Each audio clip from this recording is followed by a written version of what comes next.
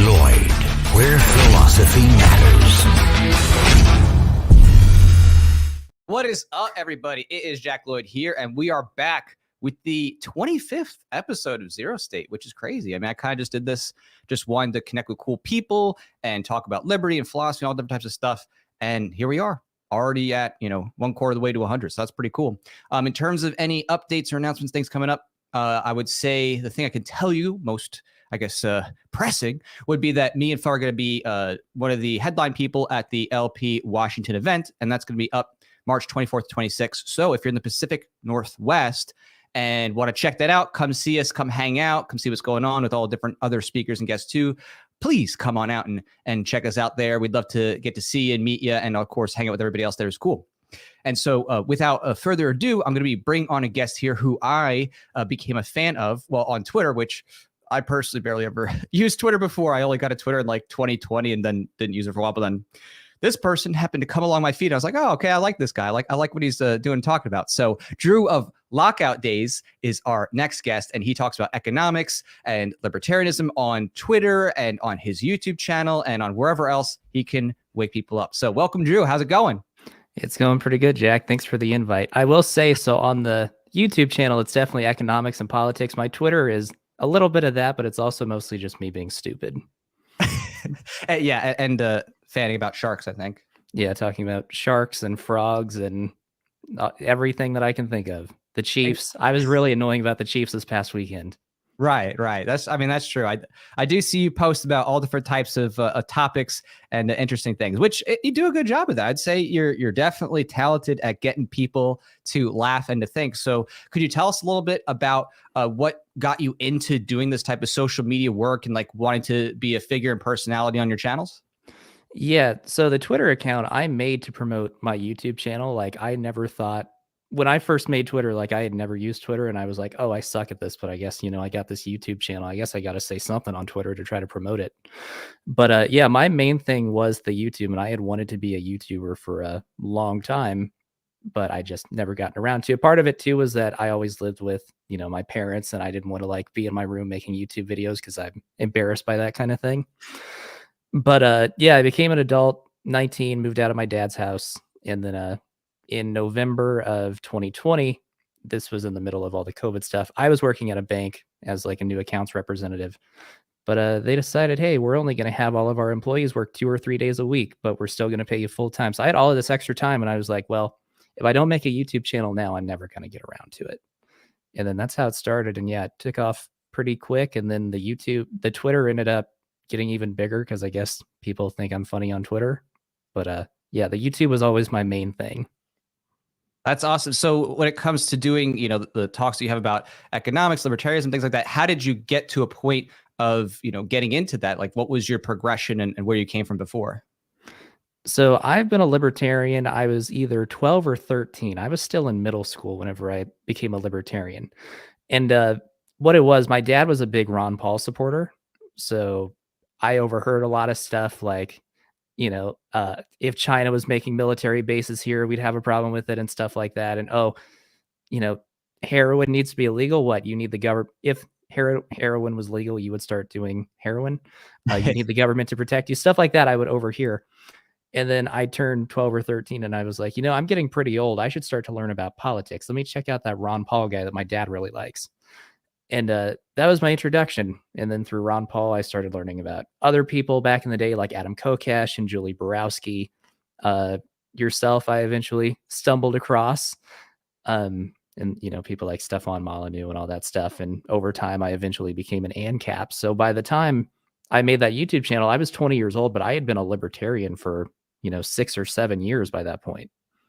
I mean, that's pretty incredible because it's rare to find someone, at least in my time and before, it'd be very rare to find someone who actually was engaged with this stuff as a young teen, just because it's not something you're going to typically find anywhere, either private or public school or wherever. Like, you're not just going to, be like, oh, we're going to talk about Mises and Ron Paul today, right? You know what I mean? You have to like really try for it. And at best, maybe in the past, you might get someone who's like, oh, have you read Atlas Shrugged or something, right?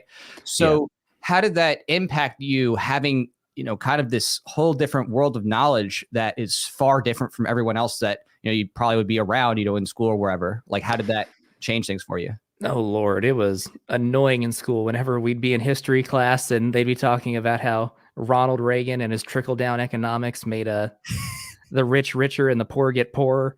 And how, hi Michael. Michael's one of my favorites. And we'd be talking. I remember my freshman year of high school. I got laughed at in class because they were talking about like violence in airports, and I said, "Let people carry guns in airports," and everyone was like, "True, that's nuts."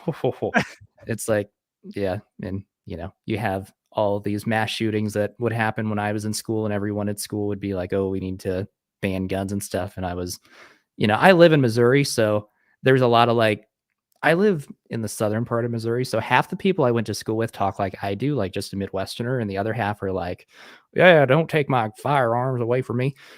So I definitely wasn't the only one, but it's still like if you do have those opinions, you want to be kind of quiet about because it's not prevailing, and your teachers definitely don't agree with you. Right. But there'd be stuff like that. I think that it is something becoming more common where people are getting into politics younger and younger. I think that's an effect of social media, but typically it's not right-wing politics. I mean, people become like social democrats and communists and stuff like that. Right. Yeah, exactly. Because I mean, with young people now, they have access to pretty much everything and anything. I actually myself taught both in high school and middle school at a public school and a charter school that was a K-8. And so I saw this firsthand, with kids getting onto Snapchat and stuff and TikTok and, when that was first coming up. So it's pretty wild out there, like what young people have access to in terms of like the mass culture stuff. And so it's like, whoa, like when you see these, he's like, wait, what? How did you see that? Like, you know what I mean? So when it came to having to do your assignments and stuff like that in class, did you have to tailor your beliefs then to the papers of your teacher's values so that you could do well? Or like, how did that end up working out? Because I'd be like freaking out trying to write. I'd be like, I need to pass this class or get an A. Yeah, I didn't really care about my grades whenever I was in school. So like I was the kid. So for example, in American government, there was some standardized test that you take at the end of the year. I got a perfect score on it. I think I finished the class with like a 74 because I would just never do my assignments. So that's the type of student that I was. But yeah, I mean, like my freshman year of high school in history, I wrote an essay about imperialism and how it's bad and all that stuff. My junior year of high school, I wrote an essay about open borders. So I mean, I wasn't really holding back at all. I wrote one about minimum wage and all that stuff. So if you actually, I completely forgot about this. My sophomore year of high school, I wrote an essay. We were supposed to write an essay about some school issue. So like, we don't have to wear IDs or, we should start later or whatever. I decided to write mine on why teachers shouldn't have tenure. That's the lowest score I have ever gotten on an essay is that one. That's amazing. Were there any scathing remarks that the teacher put in there being like just to like stick it to you when they gave you the low score? Whenever I turned in my rough draft, she wrote something like, "Yeah, I just don't see this coming together. I don't understand what you're going for here." It's like, I think you should be able to be fired. That's crazy. Dude, yeah. And it's so rare to find anybody who's like that. Cause like when I was teaching, I kept the mentality that I just care about the quality of your paper. And I worked with, a wide variety of kids, regulars through double honors. But when it was like, sometimes the kid be like, we should have universal, college, paid for, something like that. I wouldn't put my biases in there. I'd just be like, okay, did you make a position? Did you try to back it up? Did you follow with your own points logically? I wouldn't, penalize them for my views. But that's like so incredibly hard to find anybody, who would do that. Just to be like, I'm going to just focus on, grammar, style. Did you actually, follow through with an argument kind of thing? Like, so yeah. Yeah. And I mean, I think that it's funny in hindsight because like in school, I hated writing essays. Absolutely hated it. I would always get good grades unless I was writing about like teacher tenure, but just hated it. Now it's like on my YouTube channel, I voluntarily write essays and, just because I feel like it. Isn't that kind of fascinating too? Because one of the things I like to talk about, promote is, the unschooling movement. Are you familiar with that? Yeah. So like for you, that's a great example there, right? How it's like in school, you were being graded and it was just basically, can you obey the teacher as much as possible? Like just do what they say. But in reality, when it comes to something you're actually interested in, you're doing above and beyond what they would expect of you in terms of just, becoming proficient in writing, right? Yeah, exactly. And I mean, I think about the things that I've learned myself just the past couple of years, like video editing. If you compare my first video to my last video, like I don't even think it's close in terms of my own skill at video editing. And that's not me taking classes on it. That's just me practicing and getting better at it. I think about this is an example I think I've used in a video before, but I learned a lot about statistics from sports gambling and trying to like come up with predictive models of what I should bet on and stuff, which none of them work, of course, because, but if they would work, then I'd be a millionaire. But you still learn about that. And I Right. mean, yeah, I don't think that this idea that, oh, we need to have everyone go to public school or else no one's going to learn how to read or write or anything like that. I mean, okay, sure, maybe there are people who aren't going to learn algebra, but those are probably people who wouldn't have used algebra. If you're interested in algebra or whatever, then you can learn it. Just like I know video editing. I don't want to send anyone to a public school and say, oh, you have to also learn video editing. Like if you want to, you do it. If I want to, I do want to, and I did. Exactly. Yeah. I mean, it's just such a ridiculous thing that, and I battle this with people all the time. And they're like, oh, this is important to learn this specific, math or this specific science. I'm like, okay, great. I'm like, here's 5 different major professions, right? Nuclear engineer, physicist, lawyer, accountant, blah, blah, medical doctor. I'm like, do you have all the knowledge that all these, professions have? And like, no, it's like, well, clearly, I mean, each of these are valuable, but you don't have the time to actually become an expert on all these things. You recognize that you're limited, in your ability to learn about this and to do it. So it's like, Yeah. you already admit, like, you can't do everything. You have to eventually specialize, and you're going to eventually forget most of what it is that you didn't focus on. Exactly. Like I remember taking trigonometry, and my trig teacher is one of my favorite teachers I've ever had. So that class was an absolute blast, and I thought it was extremely interesting. I don't remember anything except sine, cosine, tangent, like the basic stuff. Like that's it. I don't remember anything. Right. SOHCAHTOA, right? Yes, SOHCAHTOA. Well, it's true because a lot of that stuff is just memorizing identities and things like that. And, that it's not something that you're necessarily, going to be using all the time every day. But in the same fashion that you did for the class, if you really needed to use it, you could look it up. You know what I mean? I think Yeah. that's something that people often also forget is that in the real world, most people, even people who got, master's degrees in electrical engineering, look up stuff as needed. They don't like, I have everything memorized from all possible concepts. They sit there and go, okay, I got to look this up. Well, I think about stuff that I am interested in and that I wanted to learn about myself. So whenever I was 8 or 9, that's when I really started to get into sharks. And I was reading all these shark books and stuff. And I can still, tell you like great white, the Latin name is Caridin carcarius. And sand tiger sharks, whenever they're in the womb, there will be like 5 or 6 sand tiger shark fetuses, and they'll eat each other until only one is left. Like, I just remember random facts like that because I was just interested in it. Right. Exactly. I mean, and you're going to be good for Jeopardy when they have the sharks category. Exactly. I'll be like, this is my moment. Exactly. Yeah. I mean, I think that's just another great example of how, at any given point in time, young people are going to be curious about the world. And when adults act as facilitators instead of performance judges, young people are going to just gravitate toward the things that interest them most, develop those things, and then eventually apply it into real world context.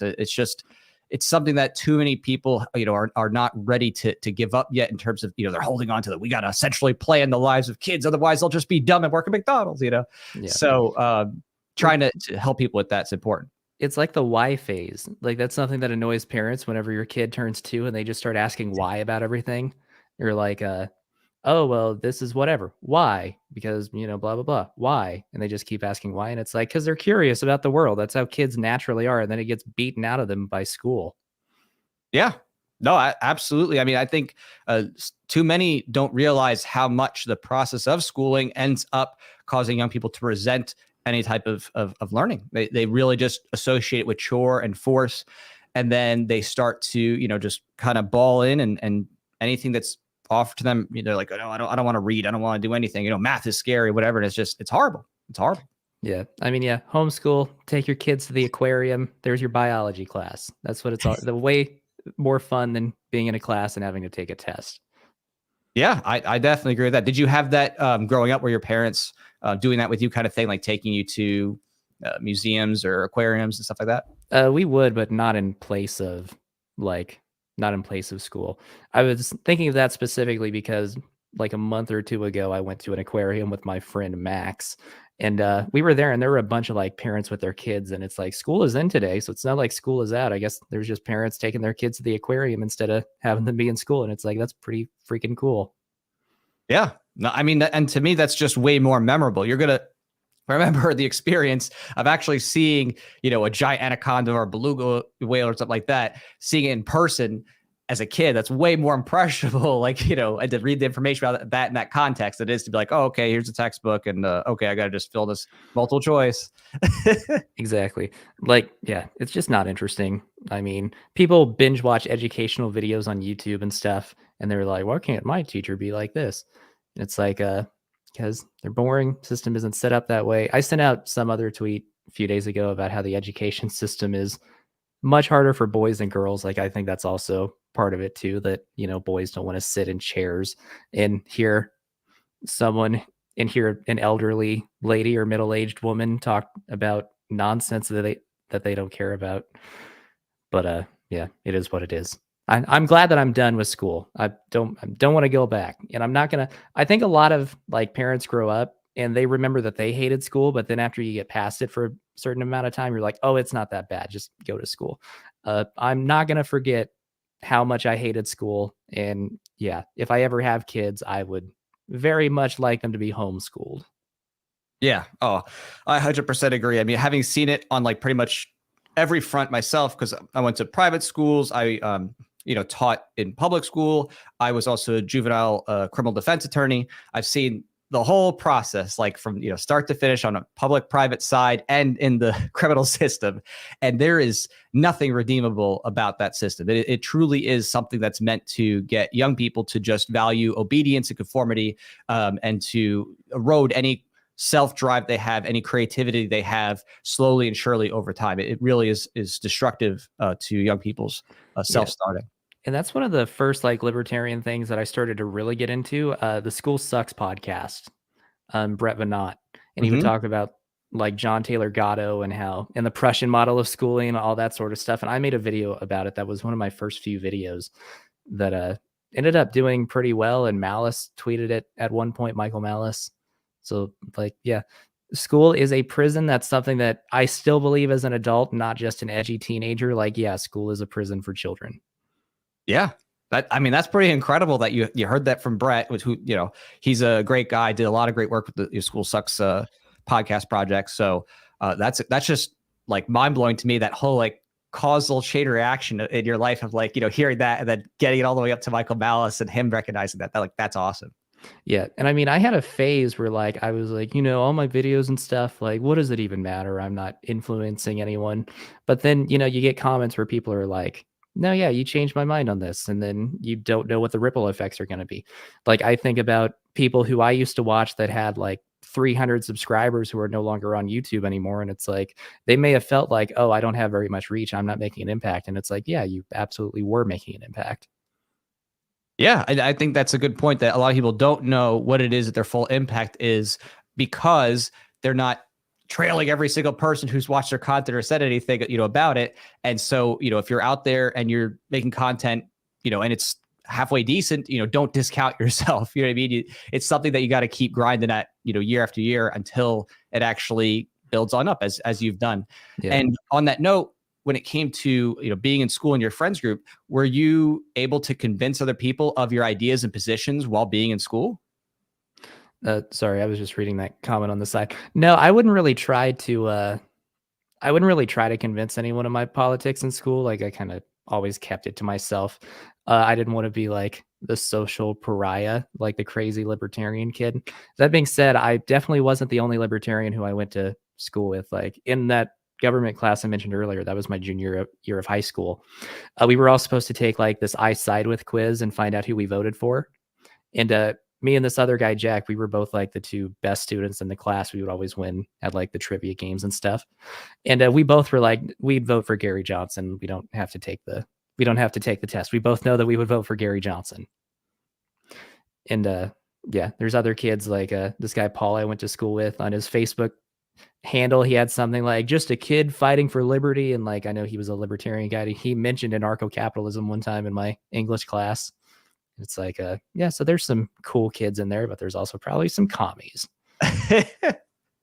That's true. That's true. There's quite a few commies these days, especially with everything that's been done to try to promote that to young kids and popularize it with, democratic socialists like Bernie and AOC. Did you have to deal with those types of people and arguments directly when, you're in school and stuff like that? Did you have any of those type of like debates directly with people like that there? No, I didn't bother debating with anyone. It's like, I'll just mind my own business. I don't really care about changing anyone's mind, and I don't think I will anyway. So yeah, whatever. Gotcha. But yeah, there were, of course, the Bernie bros and all that stuff. And there were actually, I went to school with a lot of Trump supporters, being in Missouri. All right. Yeah. But yeah. And it's funny because a lot of my classmates would be Trump supporters, and I had several teachers who would, go out of their way to bash Trump, because he was getting elected and running while I was in high school. So, but yeah, I didn't really care to participate. And it's funny because in 2015, whenever he was running, my sophomore year of high school, I was a big Stefan Molyneux fan, and I was like big into Trump. And then by the time my junior year hit, I was kind of like not a fan of Stefan Molyneux anymore. And I was like, I don't like Trump either. So then it was like, I don't really care that the teachers are bashing Trump. I guess I would too, but it is kind of lazy and easy to do. And it's like, why are you preaching your politics to this class of high school students? But whatever. Right. Yeah, that's interesting too. You bring up Stefan and stuff, because that was a big disappointment, at least on my end, from what he did then.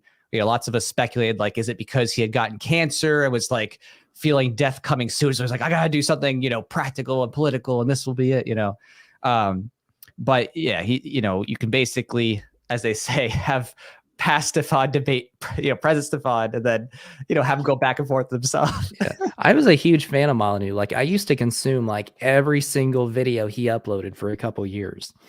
And I think it really like started with his video on, I think it was the George Zimmerman incident, because that one for him, I think, really blew up. And then he started talking about like the truth about Maya Angelou and, all this other just not libertarian so much as just right-wing stuff with more appeal. And that, I think, started to pull him into it. I'm not saying like he just did it cynically or whatever, but I think he just started to get pulled in that direction and then started to be like, yeah, maybe, Trump could win. But it is weird because he went from Ron Paul, if you vote for Ron Paul, you're part of the problem, and all that stuff in 2008 to all of a sudden 8 years later, he's supporting Donald Trump. Yeah, no, yeah. It was a sad turn, and I think the betrayal of his core principles, I think ultimately led to where he got to. He got to a certain point where he had dug himself so deep in the support of Trump and everything else going on that what happens when you tie yourself to a figure and they start doing things that are like, oh, okay, I don't agree with that. Right now you're screwing yourself because now there's blowback, because like, oh, the person that I support is actually a terrible statist who's growing the government, doing all these other things. Even if there's some good things, intermixed, clearly by and large did that, and that just throws everything off, because now when you go to speak against that, now you're killing your fan base, right? Because you built up this fan base based on this worship of a figure and idolization.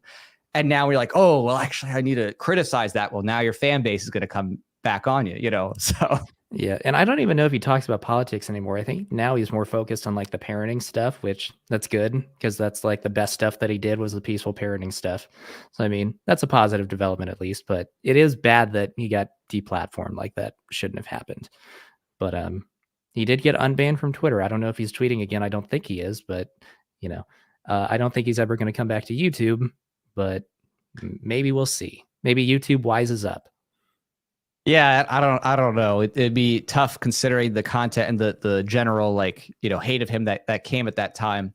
So it might be tougher to get him back on. But I agree that he's definitely been going back to his roots, which is a lot better, talking about the principles of peaceful parenting and stuff like that and philosophy, which part of you just wishes that he stayed on that instead of tried to and grow on up, in his following, which of course, collapsed. So, but what are you gonna do? That's why we're here trying to change things and keep things principled for the next generation.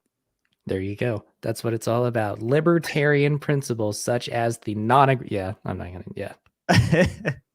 So I know you got involved with libertarian stuff, the Ron Paul and stuff like that. How about on economics? You consider yourself an Austrian econ fan, or how would you describe yourself?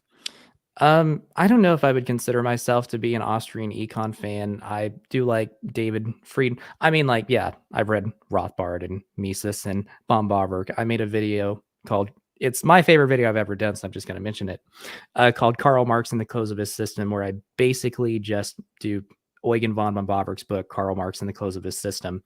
And because I had never seen anyone do it before, like in that way. There are Mises lectures about that book and what the arguments are, but I'd never seen someone lay it out in like a concise video.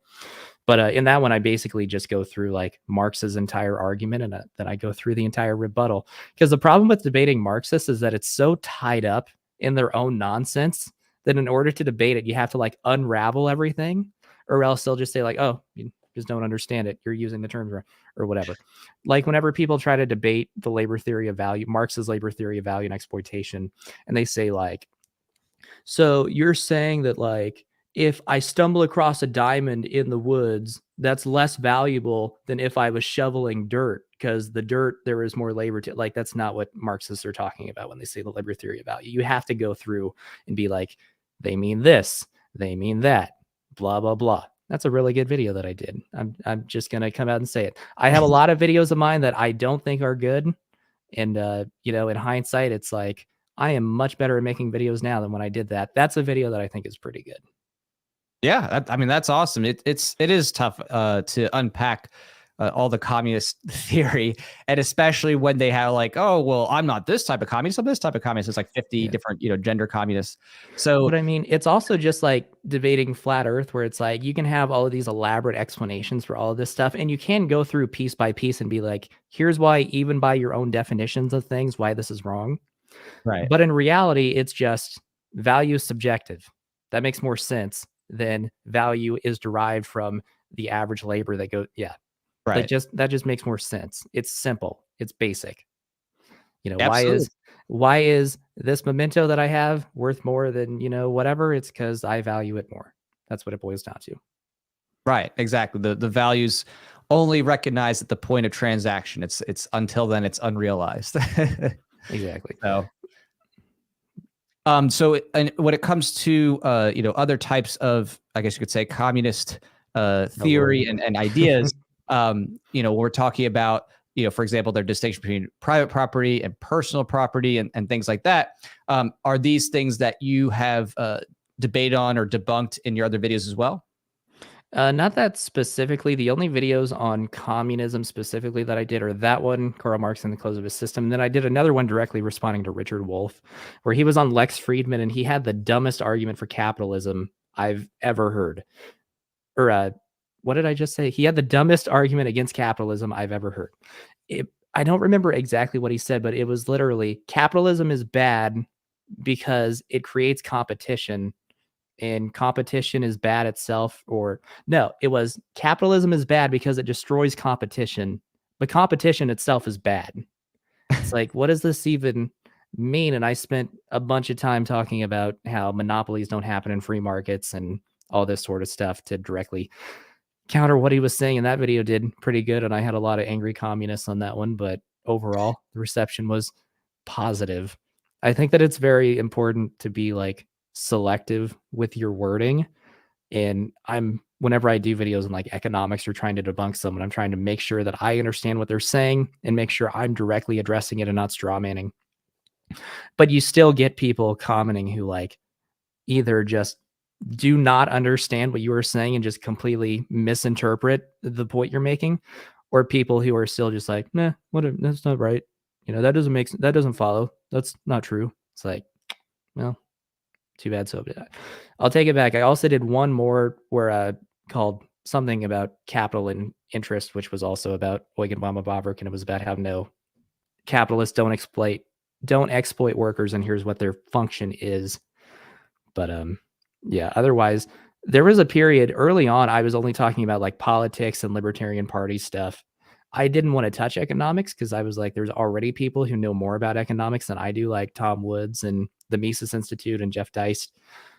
So it's like, why should I talk about economics? Because they know more than I do. But then eventually it was like, I think I still have something to offer, and I can present it in a more presentable, easily digestible way than they do.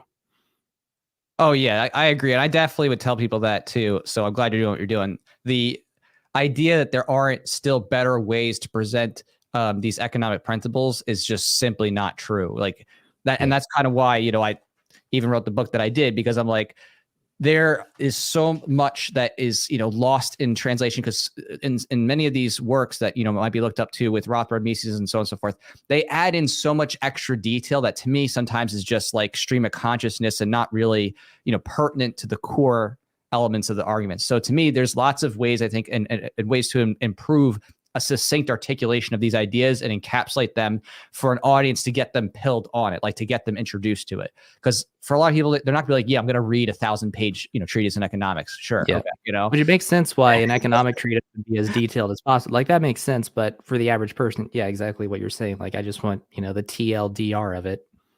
Right. They're not even going to be able to start because it's going to be too daunting, especially if you're someone who's like working a lot or you have kids and stuff. You're like, yeah, I don't have time to sit here and do this. I don't have time to read the first 20 pages of this book that are just defining the word action. Right. I need to, chill for 20 minutes on a Friday with a beer. What can I watch or read that give this to me, in that little bit I got? Like, do I watch the Chiefs play the Bengals in the AFC Championship, or do I read this economic treatise from the 70s? Or 60s, whenever he wrote it. But yeah. Exactly. Yeah, it's so needed, and that's why I appreciate the work you do and the work of people who are doing things like you in that realm of helping to take these bigger picture concepts, make them digestible, make them exciting, put into a format that you can readily just like pick up or listen to and hear some of the debates about without getting overwhelmed in hundreds and hundreds of pages of detail, and sometimes that having superfluous information. So yeah, what would you say in terms of what is coming up next in the horizon, I'd say, for creators in the Liberty space? What do you kind of see as being some of the great needs of outreach, especially in the social media and alternative media realm? Like what kind of opportunities do you see out there? So I think that I think that there's room for other forms of media. So like, you do your comic series and you have your Twitter and all this other stuff, and you do your own music videos and that kind of stuff with Faux. But a lot of people now, and I did a podcast too for a few times, but a lot of people like this, what we're doing now is the only thing that they do. And it's like, you can do other stuff too, besides just talking to people. Like this is fine to do. And, I've done it and all this stuff, but like you talking and you just have your webcam and your built-in microphone and you're like talking to random people. It's like, we have a lot of those shows. Like figure out something else that you can add to as well. Like don't just do this one thing. And I think part of why my channel was successful was because it was something different at the time. Like there weren't a lot of, now you have like Liquid Zulu and Praxpin and MRH Legacy and these other guys who have popped up. But what I was doing, where it's just kind of a video essay, wasn't really being done. And it was something that I think was more common like 10 years ago. And then over time, those people just kind of went away and there was a gap there. But yeah, figure out something you're good at in just whatever it is you do, whether it's a podcast, whether it's, music, comics, anything, just make something high quality. Like that's the number one thing. Whatever you are trying to do, be like the best at it. And it's like, if you're going to have a podcast, have a fancy background like Jack and have a good microphone and a good camera and all that stuff. If you're going to make videos, learn about video editing, make sure it's interesting.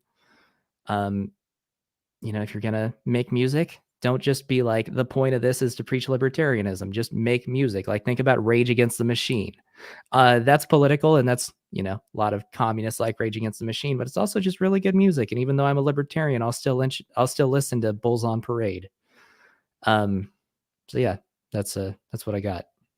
Cool. Yeah. I mean, I agree that, trying to strive for having quality and developing yourself in a way that you try to, be as good as you can be is absolutely essential. I'd also say, just like in vein of what you did yourself, don't be afraid to start with the bare basics if that's what you got. You know what I mean? You don't get better until you actually try it and try to improve. And it's like the whole mentality should always just be, I'm doing the best I can with what I got, but I'm going to consistently look for how I can learn and improve. And when you do that in aggregate, eventually, as you said, with your own work, you look back, you're like, wow, look how far I've come, right? Yeah. Now, when I put out videos on new channels, I get comments like, dude, there's no way this is your second video. Like, there's just no way that you've run other YouTube channels before. I get comments like that on other stuff that I'm doing now.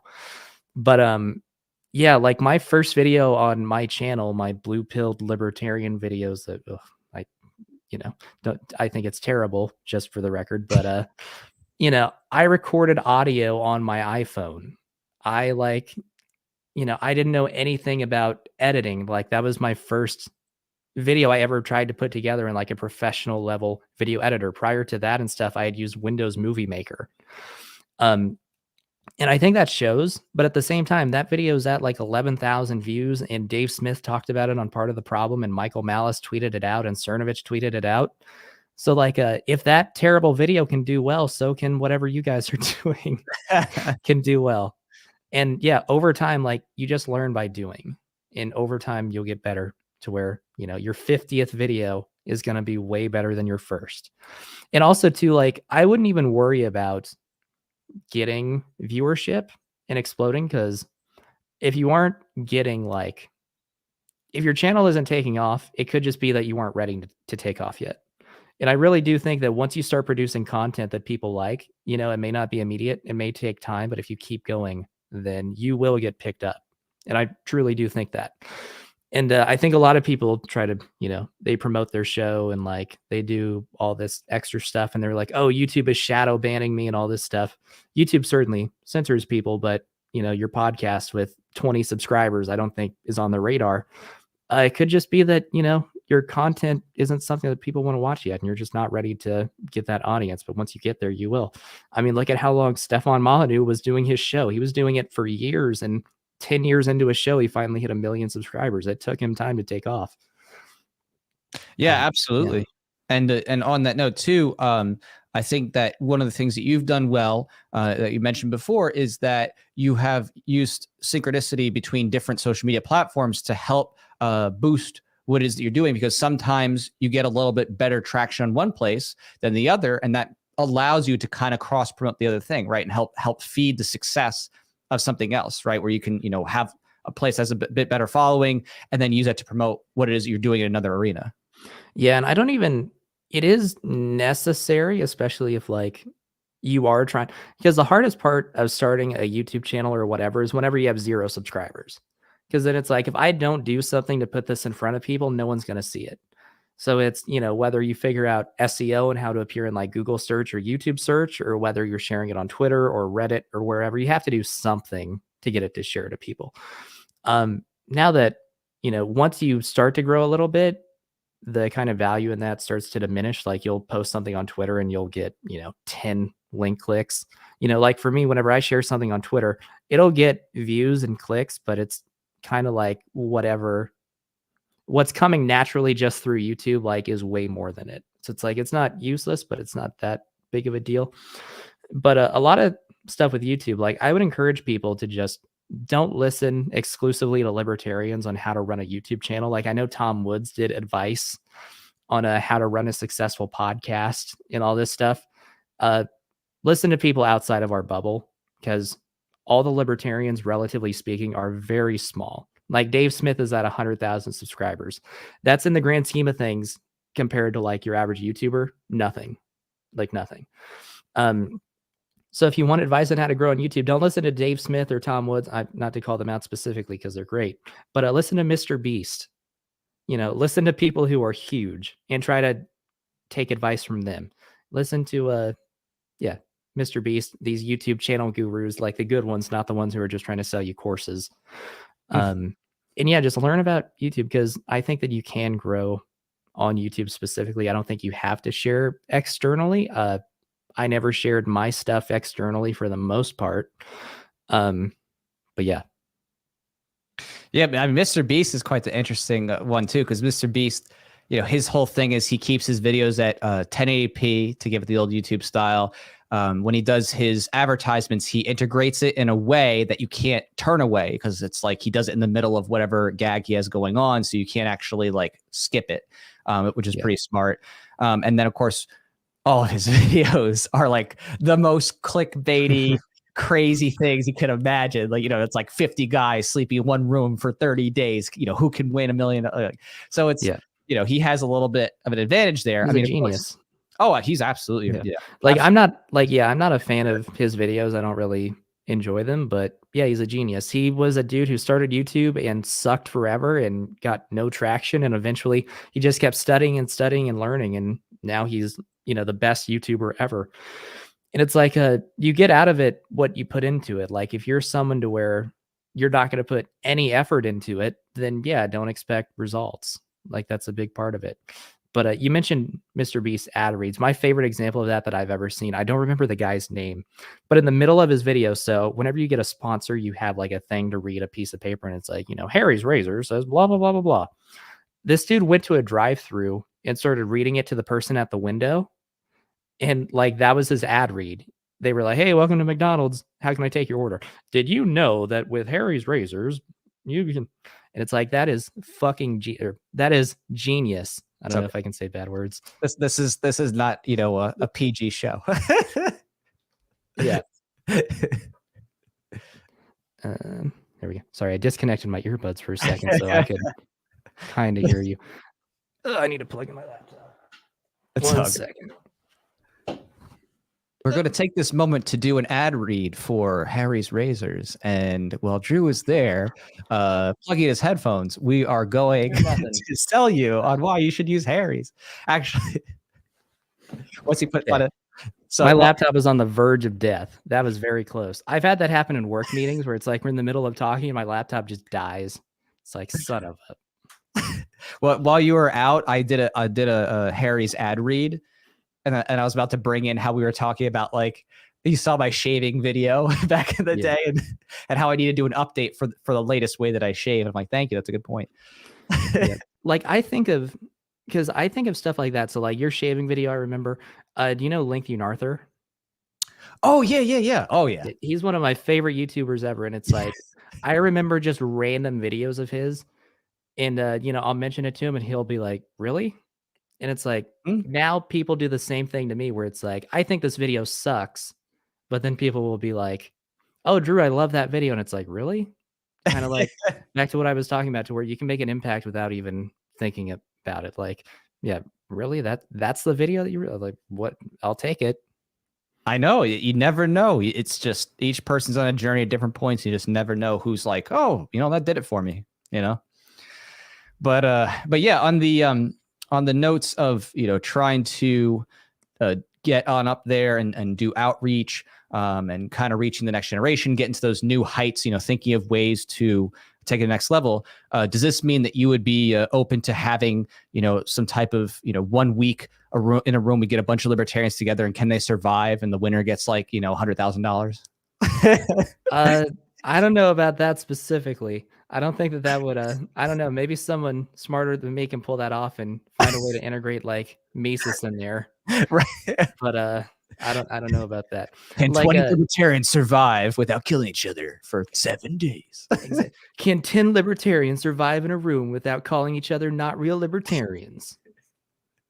I'm just, if there's money involved, I don't know, that might actually get some traction, especially if you had some interesting people and names in there. You know what I mean? If you put a few like Star Child and like right. The guy who took his clothes off on stage and lady who wanted Dobby the house elf to be the LP mascot. That would be absolutely terrifying. I don't think. And then you throw in like Dave Smith, or like Josh Smith, just someone that they hate. And then you slip in like a wrestling ring and like a spaghetti tub, Exactly. I don't think many people would sign that waiver, unfortunately. Yeah. I did have like I don't know, can 10 libertarians build a road? I don't think that they can. Not unless they're compelled to by the government. Yeah. There was some, like, I really like interesting and unique ideas. Like there was this guy on Twitter. I don't remember his name. It was like Joshua Smith something. It's a parody of. There's a lot of those. Yeah. But he had an idea for a channel that's just like libertarian drama recaps. It's like, there you go. That's something interesting and unique that, I don't see other people doing. Do stuff like that. Come up with something interesting and unique to you.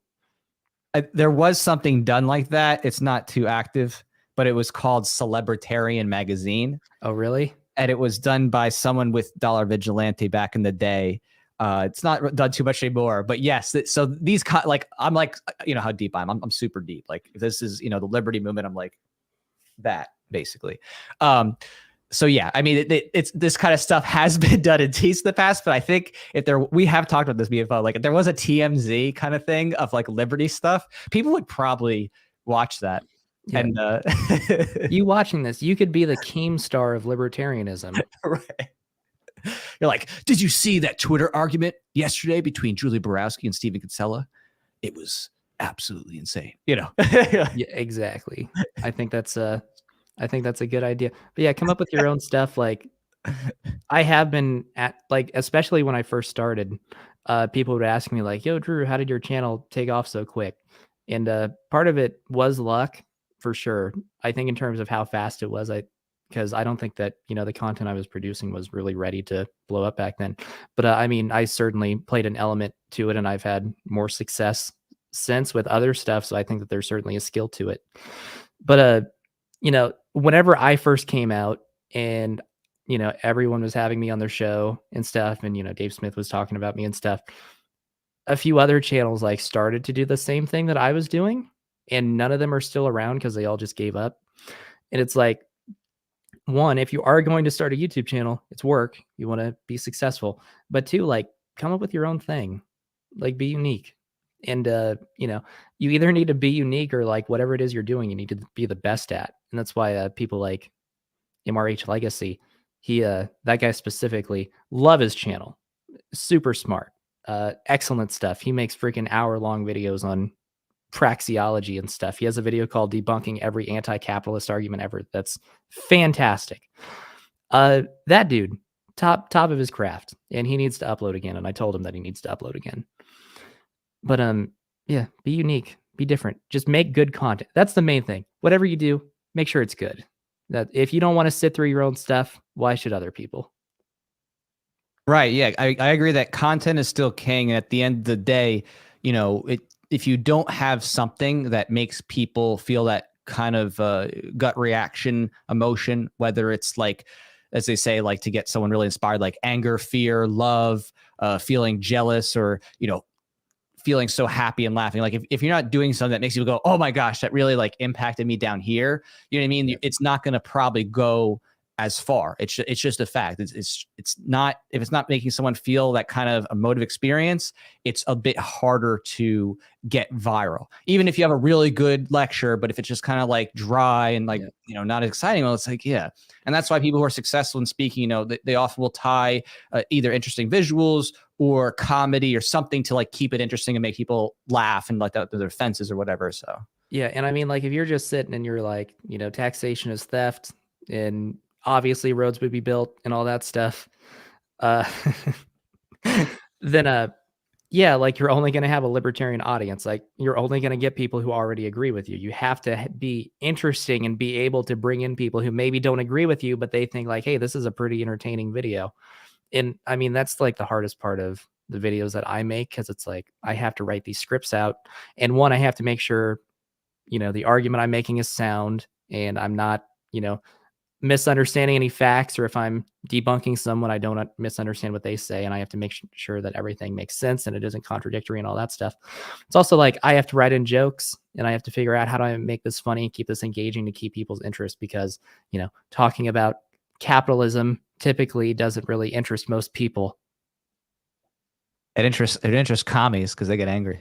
Well, they don't even watch the video. They're just like, oh, well, you're a capitalist bootlicker. Yeah. And it's like, well, you bootlick mass murderous governments, so I guess we're even. I mean, at first, I just love always mocking them, be like, you love being ruled. You just want it to be by a majority. You love being ruled. You just want mob rule. Yeah. Do you know Jim Jesus? I don't think so. He has a great quote, and it's something like, every ideology has a small number of people at the top who are very smart, and then everyone else is kind of just a follower, except for communists who are entirely stupid. Like there's no smart communists. Yeah. From my experience, like the smart communist people, you could say, are the people that had like above average kind of verbal IQ, where it's like, okay, I'm really into like literature from the 18th century. Yeah, oh yeah, I read old books kind of thing. And it's like, okay, I can like read and use abstractions and flowery language and stuff like that. But in reality, like just because you can use artful language, that doesn't mean you're describing reality, right? You know what I mean? They're like, oh, that's wage slavery, right? They can use these like words and try to construct these narratives, but then you're like, okay, right, so let's define those, and then let's talk about what slavery is, let's talk about, and then like, oh, they can't do it, right? Because they can use artful language, they have that talent, but they don't have logical thinking, deductive reasoning, and the ability to be like, okay, let me actually walk through this step by step, No, yeah, like it's the Marx thing, like that worker exploitation and socially necessary labor time and all this stuff. It's like, yeah, it's really complicated and it sounds like it logically progresses.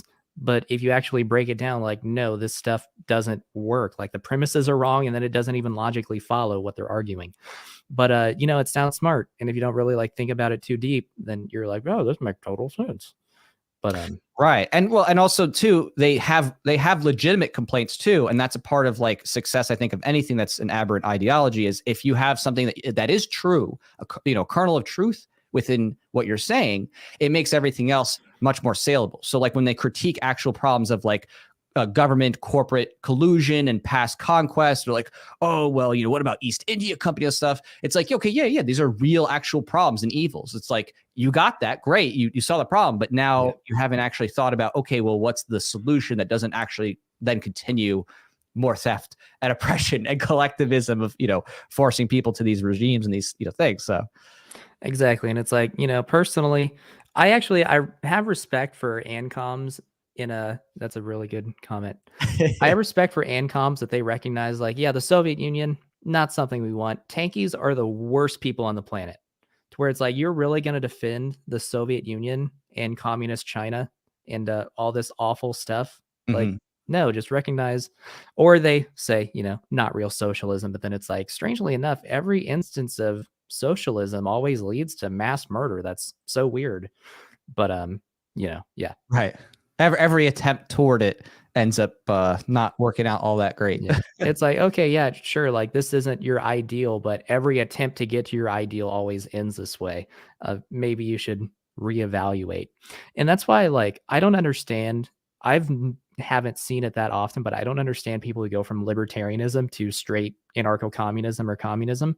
The only one I can think of was Bad Mouse Productions, who was a big bread tuber back in the day. I think he deleted all his stuff, but he started off as an ANCAP and then became an ANCOM. And it's like, how were you ever an ANCAP? And then you just now start making these stupid commie arguments. Like, becoming an ANCAP, you never came across any of this stuff. You never came across any of the economic arguments against this stuff. And you were just completely swayed by this freaking commie gobbledygook. Yeah, I mean, it could be that they just got into it as a reaction, maybe because it was just, popular internet culture kind of thing. But it is very difficult to leave the principles, at least, without making some big rationalizations. Because, if you're there at least on the ethics part and that's your grounding, then, how do you come back from saying, oh, yeah, I need to have my consent to my body respected? That's important. Like, you know what I mean? Like, it's hard to like leave that paradigm, be like, yes, central planning is great, and it doesn't matter what you want individually, And it's like, yeah, this dude's making arguments about personal property and private property, and it's like, you're killing me, dog. I can't listen to this. Yeah. Well, I mean, it's how they have to make it fit to their paradigm, because without all those distinctions, that there is a constant struggle and battle over to what extent is someone having an aggregate too much property, and when they're coming under scrutiny and stuff like that. So it's Yeah, I made those videos about communism. I don't like arguing with communists, and I don't think I'm probably going to make any more directly about communism, because they're just so stupid. And it's like, there's no point in even arguing about this stuff. Like, I'm not going to change their mind. Like, I think that for passersby, and it's like, there's someone who understands that communism is bad, but they want to know why I think it's valuable. But for like changing a communist mind, you're not going to do it. Like, or at least very rarely will you do it. Because I know that like Walter Block was a socialist, and I think it was Nathaniel Brandon in particularly who changed his mind on that. But yeah, for the most part, you're not going to change their minds. Right. I mean, it's one of those things that I say that like it's kind of a double-edged sword, because for the large majority of communists, the amount of effort it takes to convince them is, far outweighs the benefit typically. But for the few who do, like who actually change, like seriously, like you think like Michael Bolden of the 10th Amendment Center, blocking other people, they do end up doing a lot. And they, what I mean? And they can be, very, I guess you could say, effective because they understand the other side really well. But yeah, for most people, they're going to find themselves being more frustrated and never, getting to the end. I mean, for most communists and social democrats, I don't think it's any more complicated than they're like college kids who, upper middle class college kids who are upset that they have to work. Like, I think in most cases that's it. And they're like, why shouldn't I just be given healthcare and blah, blah, blah. And I don't think any more thought goes into it than that. And you have these people like, remember in lockdown when everyone just kind of pursued their passions for a couple weeks? And it's like, do you think food in the grocery store just magically appears there? Like, do you think there's no work or anything that has to go into doing that stuff? Yeah, I mean, it's one of those funny, fascinating things that they talk about when it comes to the communist central planning, because they'll often say, oh, well, under communism, everybody is able to like do what they really want and, be provided for no matter what. It's like, yeah, but in reality, the garbage person is not going to be like, yeah, I would choose to be a garbage man or whatever if I could do anything, right? Most people are going to choose the thing that is the least effort and or is something that's just really enjoyable and is not necessarily, oh, I'm going to, clean dirty urinals. So, and the reality that they don't want to face is that people have more leisure time under capitalism and free markets than any other system. And it's not even close. Not even close.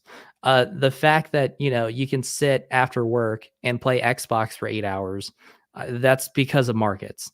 You think under communism, like people aren't going to be working? No, people are going to work. Lenin said something like, no work, no bread. That's how it works. And I mean, that's not a fact of capitalism or communism that you have to work. That's just a factor of nature and reality. If you don't work, you're not going to live. If you go to a desert island, if you don't work, you ain't going to live. You ain't going to eat. It's the same thing now. It's just that we're so separated from that people forget about it. Yeah, exactly. We have such a high level of luxury that so many people are disconnected with how things get made and everything that goes, into at least some bare semblance, of all the economic factors, like how people come together to have that. I mean, it's not like in the past, like everybody had an economics education, but people were a little bit more connected, with simpler means of getting things done in the market, more connected with the direct means of production back then, where they could kind of see, oh, okay, yeah, farm work is really hard, right? You know what I mean? Even if you were in a town, you had, different types of guilds or specialists, who were like, you could be like metallurgists or people who are making leather and doing tanning or being potters. Like you could see more directly the general market and the work that was taken, and you didn't just take it for granted. And now people are like, what do you mean? Like bread's just everywhere and it's free, basically, like. Yeah. And I mean, yeah, you think about Adam Smith saying that wealth is an increasing division of labor, and then Menger's addition to that, which is an increasing division of labor and better understanding of capital goods and what can be used, how they can be used to produce consumer goods. It's like, yeah, as that expands, as you become wealthier, as you just said, you become more and more disconnected. And that directly ties into read your Austrian econ, because that directly ties in. There we go. Read Principles of Economics by Menger. I think that's highly underrated. Everyone forgets about that one.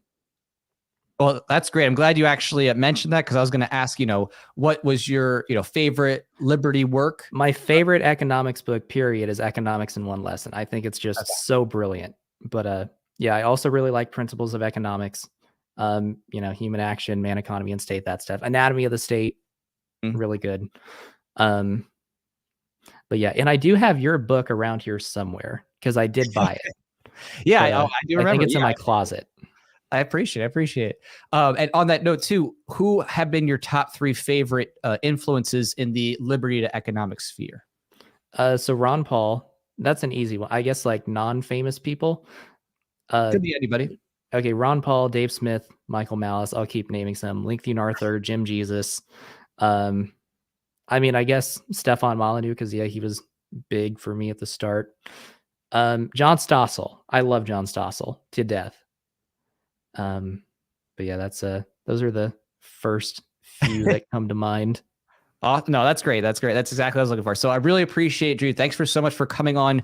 Before we wrap things up here, where can people find you, follow you, and see what you got going on next? My YouTube channel is lockoutdays, spelled like they're on the screen, and that's also my Twitter @lockoutdays. Awesome. I just linked everybody down to your YouTube directly on all different channels. So I really appreciate your time, Drew, today. It's been a lot of fun, and I'm excited to see what it is that you do next, with all your creative outlets. I'm sure you got something in the works, I'm sure there's some big visions and plans coming up, right? Yep. So thanks for having me, Jack. Of course. Yeah. Thank you so much. And everybody else, I'm not sure when I'll record next. I know I'm going to be on we're doing some type of like a comics roundtable. I think that's going to be, what day is today? Is it Wednesday? Yes. Tomorrow. Okay. Yeah. Tomorrow. So I'll let you all know when that happens. But yeah, whatever. I'll update you on the channel. So take care, everybody. And again, thanks again, Drew. Yep. Thank you. ZeroState with